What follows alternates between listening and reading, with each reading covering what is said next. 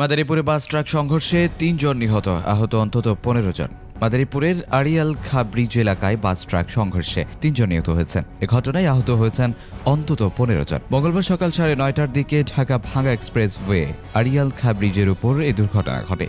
দুর্ঘটনার পর মহাসড়কে ঢাকামুখী লেনে যানবাহন চলাচল বিঘ্ন ঘটে। হাইওয়ে পুলিশ জানায়, রাজধানী ঢাকা থেকে খুলনাগামী ওয়েলকাম পরিবহন একটি যাত্রী বাস এক্সপ্রেসওয়ের আড়িয়াল খা ব্রিজের উপরে পৌঁছালে সামনে থাকা একটি ট্রাককে সজোরে ধাক্কা দেয়। এতে ঘটনাস্থলে একজন নিহত এবং অন্তত ১৭ জন আহত হন। আহতদের উদ্ধার করে স্থানীয় হাসপাতালে নেওয়া হলে চিকিৎসাধীন অবস্থায় আরও ২ জনের মৃত্যু হয়।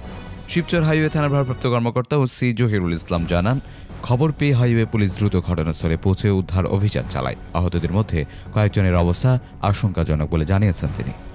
Desk report, news Times.